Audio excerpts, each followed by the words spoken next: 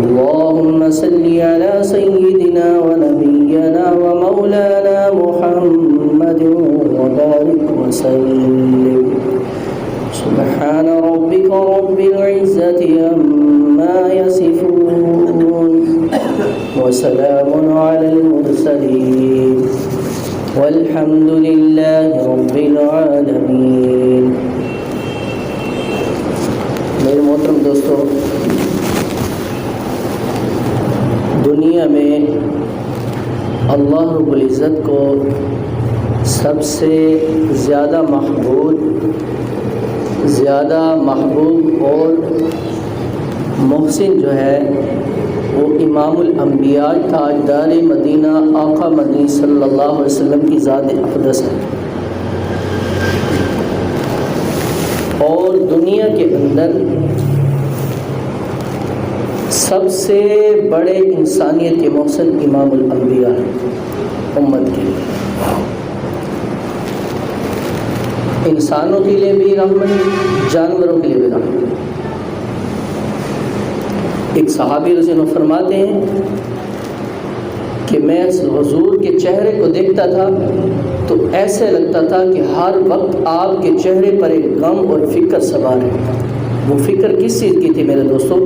تجارت کی نہیں، کاروبار کی نہیں، اولاد کی نہیں، بچوں کی نہیں، بیویوں کی نہیں، امت کی فکر تھی. میری امت کیسے آگ سے بچ کر، جہنم سے بچ کر جنت میں چلی جائے. آپ فرماتے ہیں کہ میری اور تمہاری مثال ایسی ہے کہ ایک آدمی نے آگ جلائی، چراغ جلانے کے بعد اس پر کچھ پروانے پتنگے جو ہیں اوپر آتے ہیں، وہ آدمی اس کو ہٹاتا ہے کہ یہ کہیں اس میں جل نہ جائے. میری مثال بھی ایسی ہے، میں تمہیں کمر سے بازوں سے پکڑ کر کہہ رہا ہوں کہ آگ سے بچ جاؤ. یہ فکر تھی امت کی. تو میرے دوستو، مقصد یہ ہے میرا کہنے کا، جیسے حضور اقدس صلی اللہ علیہ وسلم کو ہر وقت ایک فکر اور امت کا غم سوار تھا، امت کو بھی چاہیے کہ حضور اقدس صلی اللہ علیہ وسلم کی ہر ایک سنت پر عمل کرے.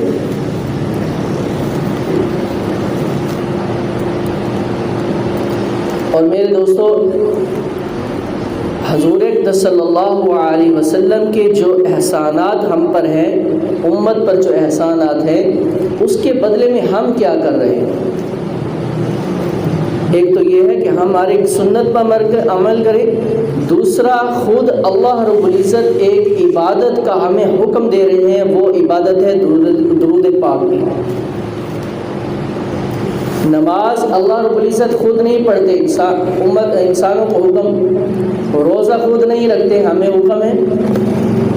زکوٰۃ اللہ پاک خود نہیں دے رہے، ہمیں حکم ہے. حج ہم کرتے ہیں، اللہ رب العزت نہیں کرتے. لیکن درود پاک ایسی عبادت ہے جس کے لیے اللہ رب العزت فرما رہے ہیں، ان اللہ وملائکتہ یصلون علی النبی یا ایھا الذین آمنوا صلوا علیہ وسلموا تسلیما. اے ایمان والو، میں اور میرے تمام فرشتے، خود کہا کہ میں اور میرے تمام فرشتے حضور صلی اللہ علیہ وسلم پر، محمد صلی اللہ علیہ وسلم پر درود بھیجتے ہیں. درود بھی اور درود السلام بھیجتے ہیں. اے ایمان والو، تم بھی درود السلام بھیجو. اب دیکھیں، جو اللہ یعنی درود پاک، حضور پاک پر درود السلام بھیج رہے ہیں، اس کی عبادت میں فرشتوں کو بھی شمار کر رہے ہیں اور ہمیں بھی کہہ رہے ہیں کہ تم بھی ساتھ جو ہے شامل ہو جاؤ ایسی عبادت میں.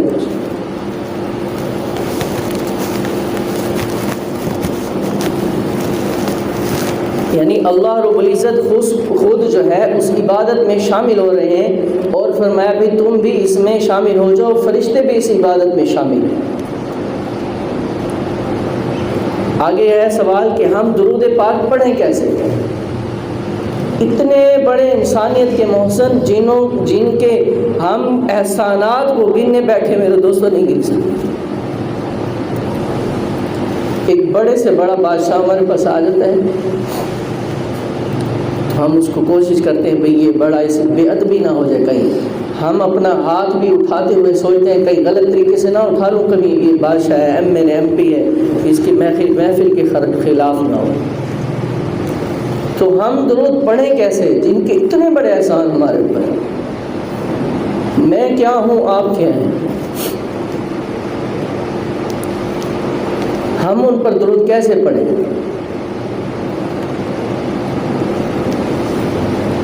کافر کا جنازہ جاتا تھا آپ روتے تھے،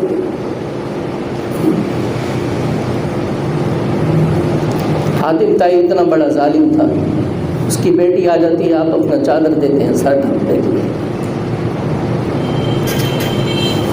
ایسے محسن کے لیے ہم درود پاک کیسے پڑھیں؟ تو علماء کرام اللہ رب العزت ان کے علم میں برکت دے، انہوں نے ہمیں بتایا ہے کہ بھائی ہم جو حضور پاک صلی اللہ علیہ وسلم نے درود پاک ہمیں بتایا ہے اس کو پڑھیں۔ پڑھنے کے بعد نیت کیا کرنی ہے؟ اب صحابی رسول فرماتے ہیں کہ ایک مرتبہ حضور صلی اللہ علیہ وسلم کچھ یعنی شہر سے دور چلے گئے، کھجور کا ایک درخت تھا، وہاں جا کر سجدے میں گر گئے۔ عبد الرحمن بن عوف صحابی فرماتے ہیں میں انتظار میں کھڑا تھا کہ حضور سجدے سے اٹھیں اور میں ملاقات کروں۔ صحابی فرماتے ہیں آپ سجدے میں جو ہے کھڑے کھڑے تھک گیا، بیٹھ گیا، آپ سجدے سے نہیں اٹھے، بہت دیر ہو گئی۔ میں نے سمجھا کہ شاید حضور کی روح پرواز کر گئی، جا کر دیکھوں۔ جا کر میں نے ہاتھ ہلایا تو حضور میں یعنی کہ ہاتھ پکڑنے والا تھا، حضور سجدے سے اٹھ گئے۔ یا رسول اللہ آج میں نے یہ نئی بات دیکھی ہے، آپ آتے ہی سجدے میں چلے گئے، اتنا لمبا سجدہ کیا، میں کھڑے کھڑے تھک گیا، بیٹھ گیا۔ میں نے سمجھا کہ شاید آپ کی روح جو ہے پرواز ہو گئی۔ اے میرے صحابی، پیارے صحابی جبرائیل علیہ السلام آئے تھے، انہوں نے آ کر کہا کہ جو شخص بھی ایک مرتبہ آپ پر درود پڑھے گا اللہ رب العزت اس پر رحمت نازل فرمائیں گے، اس لیے میں اس کے شکر میں سجدے میں گر گیا۔ ہر عبادت میرے دوستو اس کے اندر ہمیں شک ہے کہ پتہ نہیں قبول ہوئی یا نہیں ہوئی۔ درود پاک ایسی چیز ہے جس کے بارے میں شک کرنا نہیں چاہیے، شک نہیں کرنا چاہیے کہ اللہ رب العزت اس کو قبول فرما لیتے ہیں، بلکہ فرمایا حضرت عمر رضی اللہ عنہ فرماتے ہیں کہ جو دعا ہم مانگتے ہیں زمین و آسمان کے درمیان معلق رہتی ہے جب تک اس پر درود نہ پڑھ لیا جائے۔ اس لیے علماء کرام فرماتے ہیں جو دعا مانگی ہو پہلے اللہ رب العزت کی تعریف، پھر حضور صلی اللہ علیہ وسلم پر درود شریف، پھر اس کے بعد جو دعا مانگ کر پھر درود شریف پڑھیں گے وہ ضرور قبول ہو جائے گی۔ یہ ایسی فضیلت درود پاک ہے۔ میں عرض کر رہا تھا کہ ہم درود پڑھیں کیسے؟ علماء کرام فرماتے ہیں کہ اللہ رب العزت فرما رہے ہیں کہ میں بھی درود بھیجتا ہوں، فرشتے بھی، تم بھی درود بھیجو۔ اب ہم جب درود شریف پڑھیں جیسے درود ابراہیمی ہے، اب یہ اب ہم پڑھنے کے بعد نیت کریں یا اللہ میں نے یہ درود شریف پڑھ کر آپ کی بارگاہ میں پیش کیا ہے، مجھے پڑھنے کا طریقہ نہیں آتا، میں کیا ہوں کہ حضور پر درود بھیجوں، آپ اسے قبول فرما کر خود حضور پر درود بھیجیں۔ یہ نیت ہو کہ میں درود پاک حضور صلی اللہ علیہ وسلم پر پڑھ رہا ہوں، یا اللہ میں نے یہ پڑھ لیا، پڑھنے کا حق ادا نہیں کر سکا، آپ اسے قبول فرمائیں اور حضور اقدس صلی اللہ علیہ وسلم پر آپ خود درود پاک پڑھ دیجیے۔